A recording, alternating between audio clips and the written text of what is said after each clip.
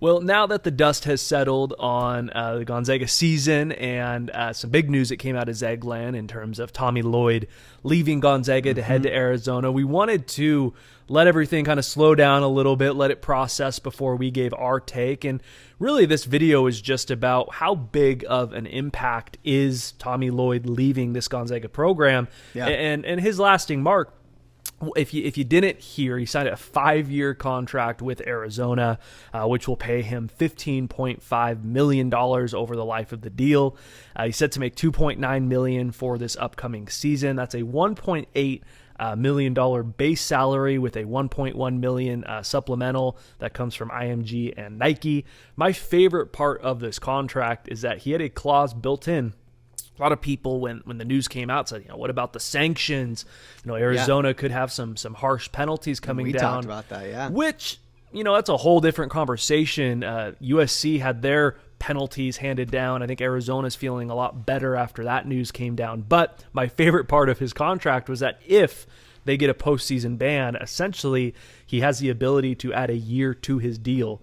If the NCAA comes down and cuts 2 scholarships from the program, he can have a year added to his deal so that he doesn't have to pay those penalties that come down. But, when you first heard the news that it was official, not the rumors, but when you first heard the news that Tommy Lloyd was headed to Arizona, what were your initial thoughts? It's bittersweet, man. It's just bittersweet. It's as a Gonzaga fan, it's something that is a big, big impact for this program. But also as just somebody who has watched and been able to enjoy Tommy Lloyd and his presence with the Zags for so long. You love to see a guy like that get an opportunity with such a storied program, and really just be able to put his skills on kind of national display for everybody to see. I mean, we've talked a long time about how good and how important he was. But we saw a lot in the media. If you were on Twitter at all during that week of rumors, a lot of people were just kind of passing him off as another assistant. And he's a lot more than that. So for him to get this chance to show that, it's just a great opportunity, and you love to see it.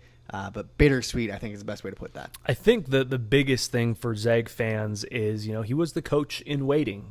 He had it written into his contract at Gonzaga. Mark Few has it written into his contract that when Few decides to retire, this would be Tommy Lloyd's job. And he said in his presser that Arizona was going to be the only job that he was going to leave that opportunity for. Get into the numbers a little bit. He was making $500,000 a year to be the number 2 guy at Gonzaga, which in Spokane, that's a very nice living. That being said, $15 million over 5 years is life-changing money for you and your family. Tucson is a very nice place to live. And this is a program in Arizona that has a great basketball history. The last few years have been a bumpy road for Arizona. But the thing that I think Wildcat fans need to understand, this is no knock on your program, is the reason that Arizona hired Gonzaga's top assistant was because they're trying to replicate the success this Bulldog program has had. This is a program that truthfully is at a point right now, and I'm going to catch some flack for this, but is 100% justified, that Gonzaga on the West Coast right now is where UCLA was many, many years ago. I get UCLA was winning national championships, but college basketball was a lot different landscape back then. Arizona, when they were winning a national championship, when they were doing things back in the 90s, was on the West Coast the king of college basketball. And this Gonzaga program has really become to the West Coast what Duke is to the East Coast. We've hit in that point. And so it's not a knock on Arizona by any means, but that's the reason you bring him in, is you're trying to find a way to bring in some piece of what they've done up in Spokane down to Tucson. Yeah, I mean, that's exactly what you're trying to do. It's easy to sit back and kind of like you said, throw out flack or dismiss the idea that Gonzaga is kind of the king of West Coast basketball at this point over the last few years. But you're not seeing a program like Arizona go after a Gonzaga assistant if they don't know it as well. I mean, this is not new. You can sit back and say they haven't won a championship. You can try to pass it off however you want. But at the end of the day, they have been the most consistent basketball program on the West Coast. You can argue the country over the last 5 years. and they seem to only be getting better and better each year. You talked about the rumors. I do want to set the record straight really quick. This is something that I was pounding the drum when this first came out. Is Zags lost a national championship, and within 24 hours, the rumors or reports or my sources started to come out that Tommy Lloyd has already been offered and accepted the job at Arizona. If you paid attention to the way that this process, this coaching process, hiring process played out, that was nothing further than the truth. Tommy even said that Wednesday, Thursday, the news started to come out. He hadn't heard anything. His agent hadn't heard anything. And he sat his family down and just said, hey, listen, there are some rumors going around that there may be an opportunity. And I just want to kind of talk as a family about what this might look like if the opportunity becomes available. A day later, he was offered an interview. He did interview on Saturday, and then, wasn't offered the head coaching job until Monday. And so, just the idea, it's kind of like with recruiting. Do head coaches tell dudes, hey, if you get into the transfer portal, I've got a spot for you? Yeah, it happens. Mm-hmm. Do assistant coaches, agree to become the head coach at another university before they're done coaching their current team? It happens all the time. But I can tell you with Tommy Lloyd that when they were in Indianapolis preparing for a national championship, he wasn't negotiating with Arizona. So let's set the record straight that was not what was going on.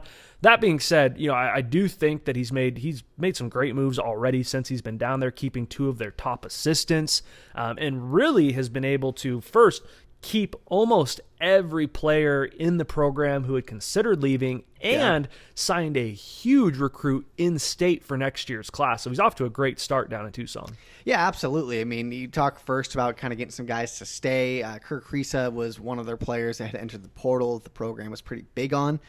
So a lot of people really love the fact that Tommy was able to pull him back and keep him with the Wildcats. And Dylan Anderson out of Arizona was a 4-star center for the 2022 class. He did have interest from Gonzaga as well. And that only took, I think it was within a week of Tommy Lloyd taking that job to land that commit. So right away, if you're a Wildcat fan, you love to see Tommy Lloyd get to work right away. There was no honeymoon stage for him. He went in there, with his lunch pail and ready to kind of turn things around. And it just goes to show. I mean, this is the work ethic that he brings to a program, and this is why we're so big on him having success down there. Yeah, when that kid committed, it's like, what a dream scenario, right? You get to play for your in-state school and play for the guy who recruited you. And it's interesting, we'll talk a little bit later about some other recruits that, what would have happened if Tommy would have stayed, but it'd be interesting if Tommy stays up in Spokane. Is that a guy that maybe would have headed to Spokane? We'll never know. When you talk about Tommy Lloyd and you talk about this program and his effect, on this program, it's easy to talk about the international recruiting. And you talk about guys like Sabonis, Olenek, Rui, Shemek, Sacre, Turioff, Tilly, Elias Harris, JP Batista, Kevin Pangos, and recently Philip Petrusev. Hell of a list. And we know the story, right? This is a guy who had an opportunity to join the Gonzaga program from the beginning and actually wasn't ready.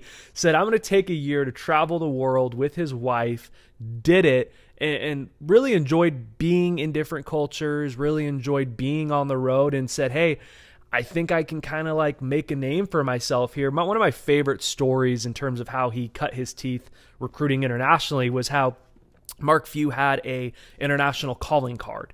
And he actually thought that it got stolen because it had thousands of minutes on it, and he was about to actually cancel it.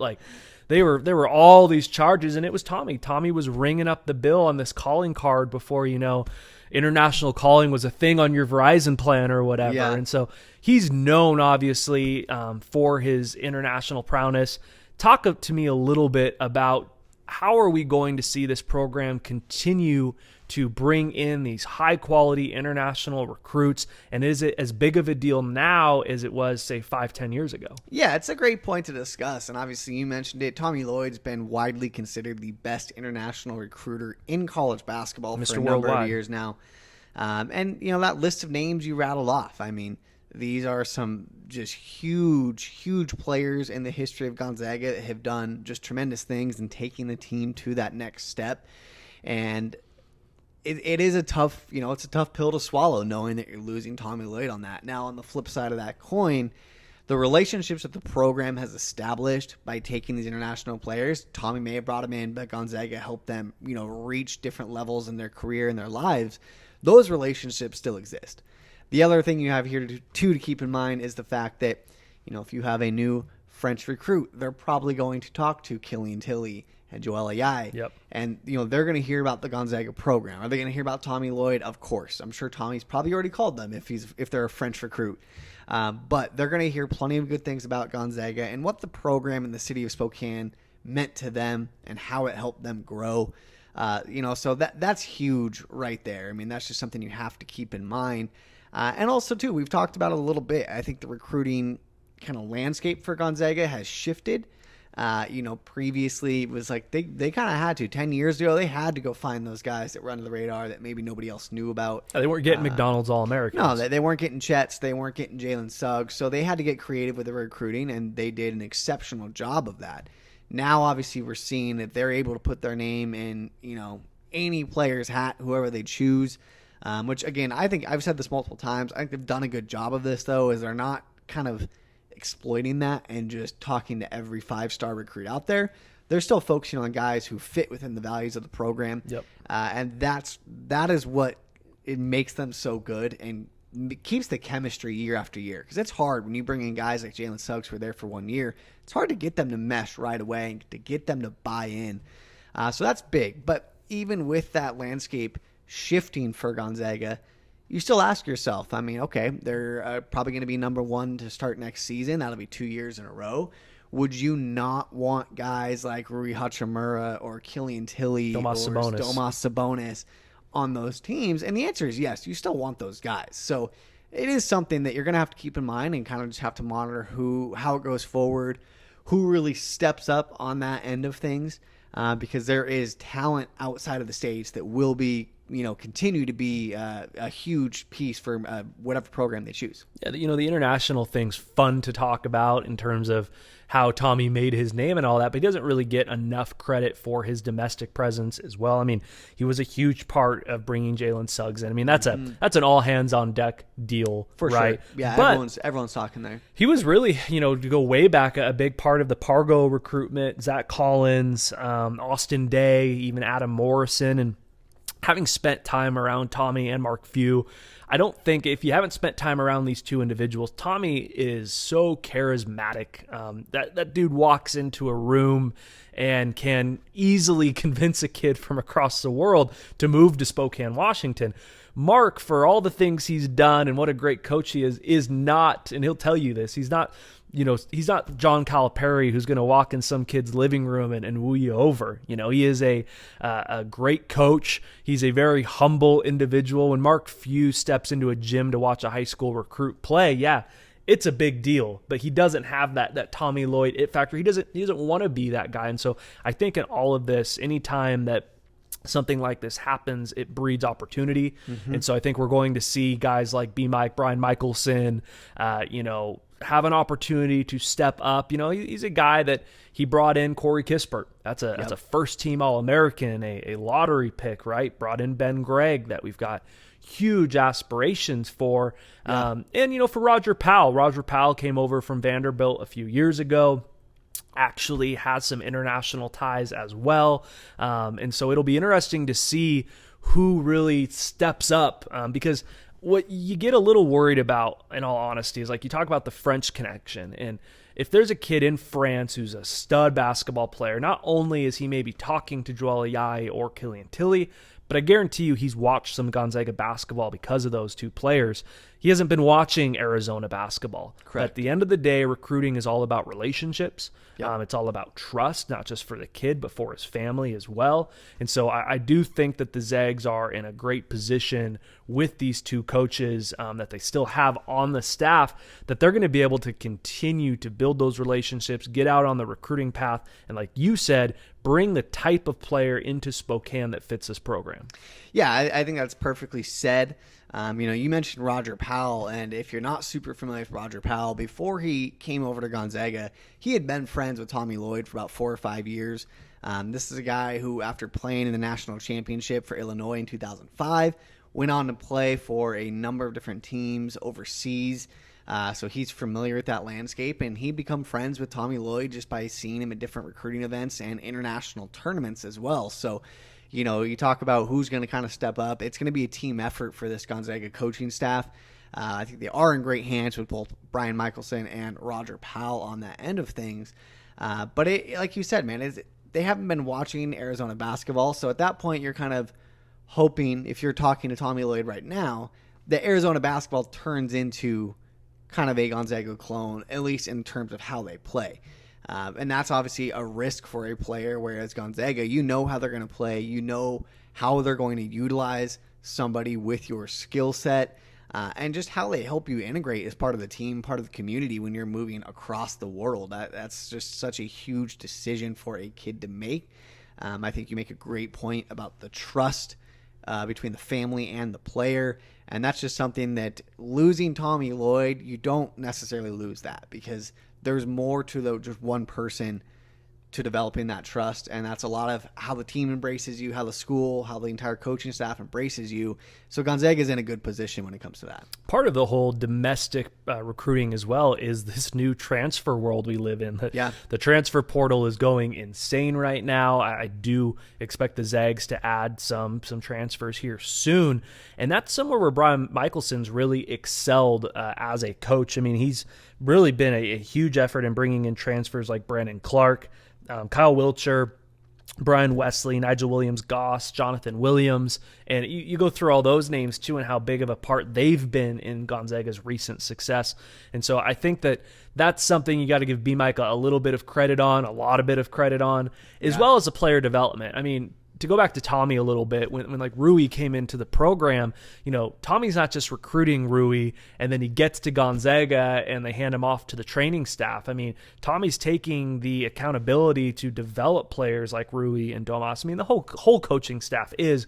But if you recruit, I don't think fans understand this. If you recruit and bring a kid in, it's your job, and you're taking it on yourself to make sure that you deliver on all the promises you made to him and his family. And it makes you look good to your boss too, that, hey, I brought this kid in and brought him along.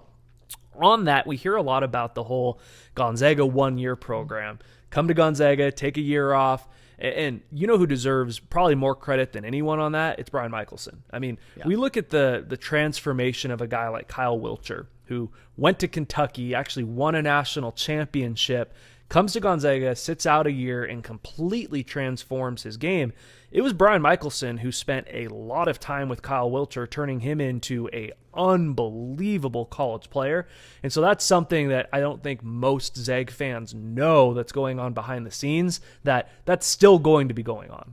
Yeah, Brian Michelson's a huge piece. I mean, if you've watched Gonzaga games over the past, however long he's been there, it's like you see his fiery halftime speeches. He brings just kind of that edge and that fire to this coaching staff that really help balance them out. And having somebody like that who can develop these guys and really take them to that next step, it's what's made Gonzaga so good. And really, I mean, doing that so early with guys like Kyle Wiltshire, I mean, that led to just so many more transfers that have been so impactful on this program.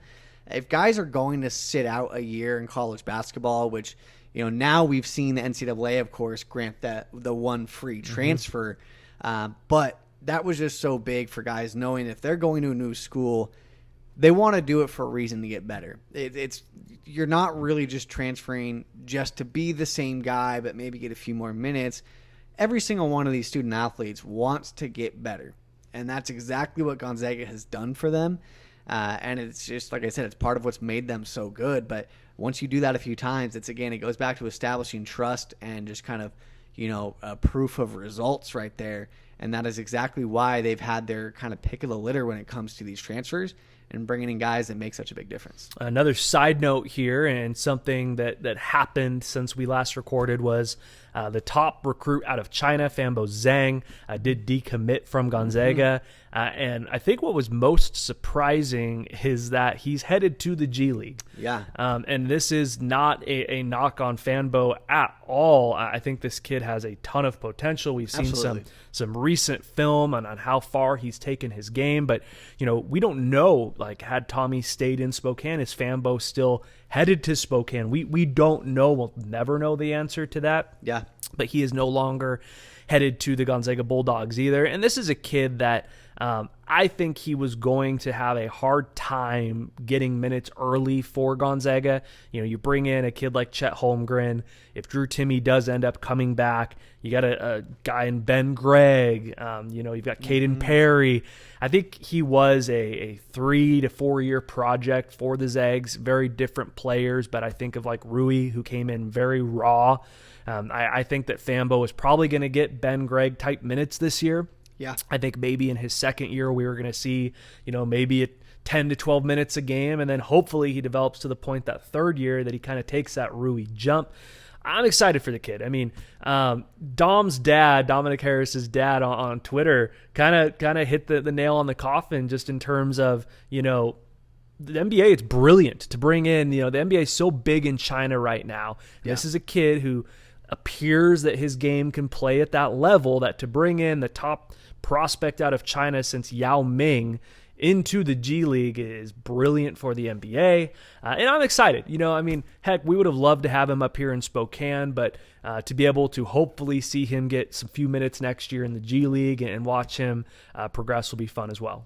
Yeah, I think Sean Harris, like you said, was perfect with it. It is a great decision from a marketing standpoint. You just have to capitalize on that kind of hype, if you will, around you. And the NBA wants him drafted. I mean, that's just plain and simple. Like you said, they are so big in China, and having a player from China like that to help bring in even more fans, sell more merch, it just makes sense from a marketing standpoint. I do think it's an interesting decision for him picking the G League. There were kind of some rumors maybe he'd been playing with a team in China that maybe brought up some eligibility issues. Again, Nothing concrete on that, so we don't know if that's the reason.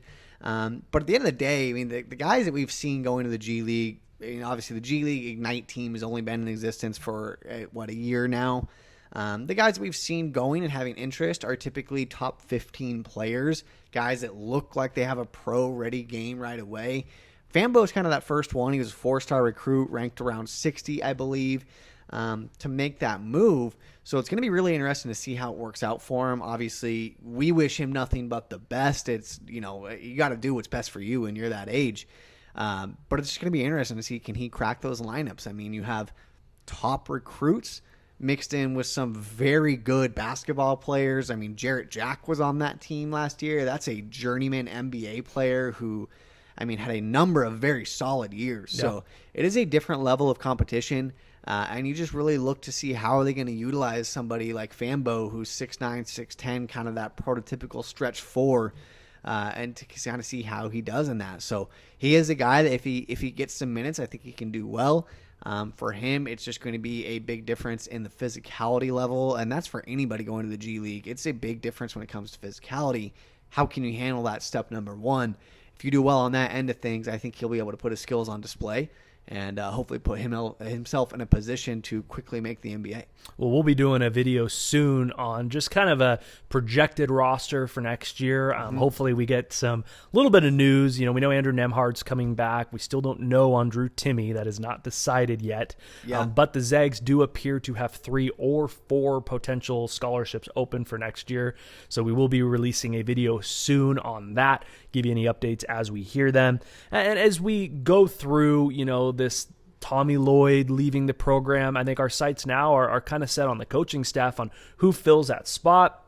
Do they internally promote a guy like Brian Michelson to that number 2 spot right now? That appears to be the choice. But some names to watch out for. I think Gary Bell, who was a graduate assistant the last 2 seasons.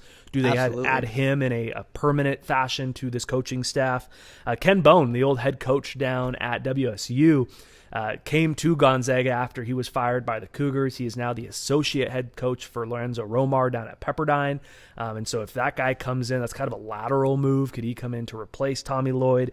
Adam Morrison was a graduate assistant before he went on the radio. I don't know if Adam has the interest to it. It's a grind to be a head coach, and I think Adam's got a super comfortable life, and I don't know if he has interest in jumping back into it. And then another name, a former Zag we've heard, is Kyle Bankhead as well. So it'll be interesting to see who Mark Few decides to add to this coaching staff.